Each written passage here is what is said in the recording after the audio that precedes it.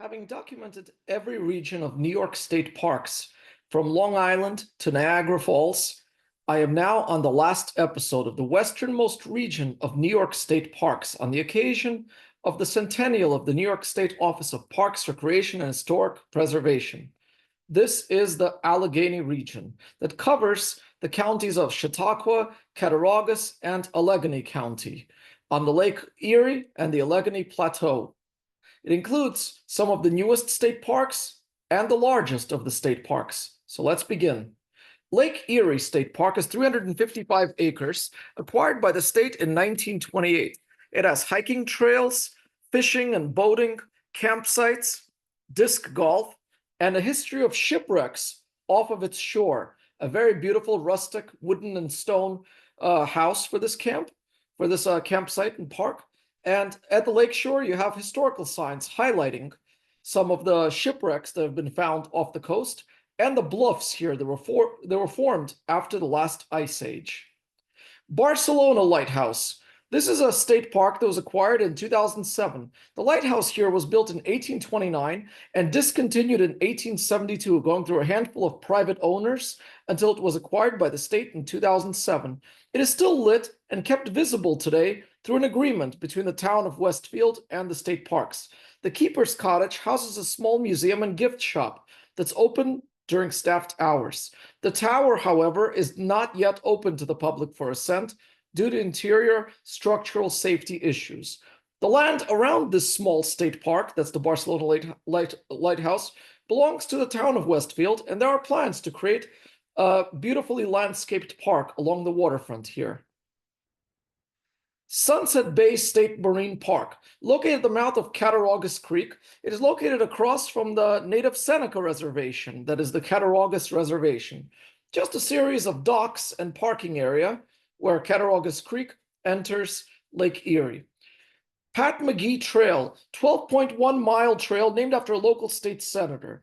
It opened in 2005, running between New Albion, connecting to the Finger Lakes Trail and the North Country Trail at its southern end, which provide links to Allegany State Park at the town of Salamanca. The trail follows an Erie Railroad branch that ran between Salamanca and Dunkirk on Lake Erie. The last train ran here in 1990.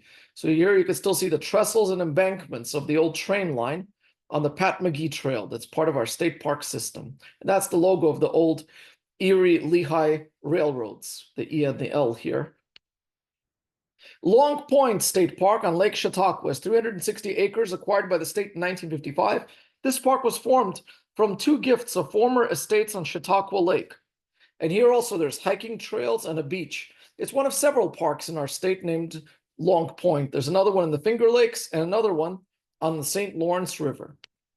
Prior to being a state park, this was a land of the wealthy people in this region, such as the Colby Estate and the West Estate, that piece by piece were either donated or acquired by the state. So where the wealthy people used to have their summer homes on Lake Chautauqua. And here you can see another example, the Gifford Estate, which dates back to 1887 and later became Long Point State Park. So a lot of beautiful historical signs here. We could learn a lot about this park. And the park used to be accessible by boats, steamboats that came from Jamestown and other points along Lake Chautauqua to Long Point that later became a state park. Midway Park. Midway State Park is 43 acres acquired by the state in 2007. It first opened in 1898 as a trolley amusement park. What that means is that there were interurban trolley lines that ran through the countryside, almost like light rail, lighter than a railroad. This was a place to attract the riders on this train line during the off-season, as well as the busy summer vacation season. Midway Amusement Park was family-owned until the state took it over to keep it going. Even though the trolley line was abandoned in 1947, accessible by car, it has its own miniature railway inside. And you can see just north of Long Point State Park on Chautauqua Lake. Within this park, mostly green space, what looks almost like a permanent fair, go-kart track as well, picnic pavilion. But there are plans by the state to enhance this park, improve the parking area, as well as the natural drainage within this park.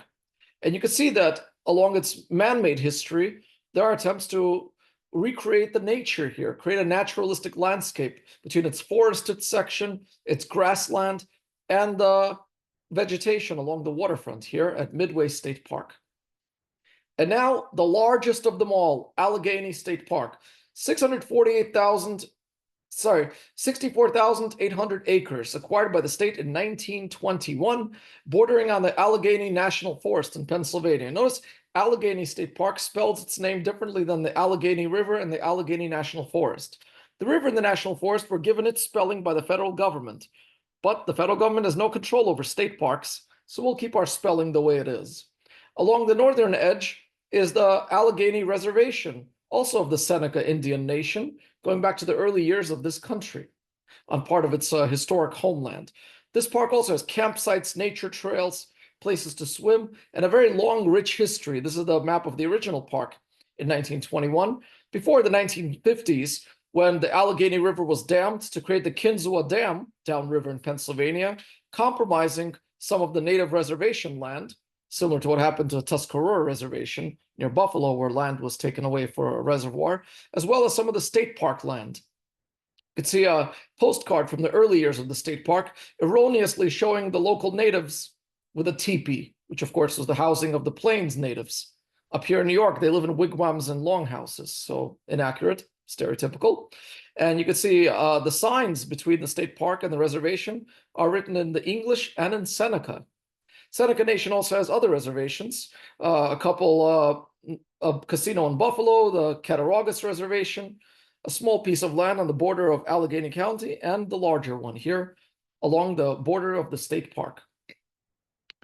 Within the state park, you have historical signs for its oldest cabin dating back to 1926 and its early history as a campsite. And similar to how Yellowstone National Park reintroduced the bison to the American West, that endangered creature, this park was home of the wild turkey trap and transfer program, where the turkey species of the northeastern US and southeastern Canada was reintroduced to the wild, and its habitat is now greatly expanded thanks to Allegany State Park and its breeding program.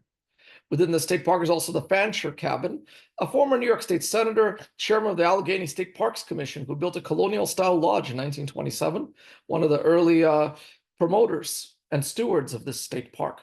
Within the state park is the Sweetwater Spring, originally owned by a lumber company and then acquired by the state.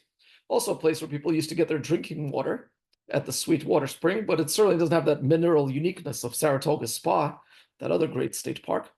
Within the state park during the Great Depression, the Civilian Conservation Corps built the Stone Tower and some of the other facilities within this park that greatly enhanced its offerings to the public. And today the Stone Tower is a great place to get your views of the valley of the Allegheny River from the state park.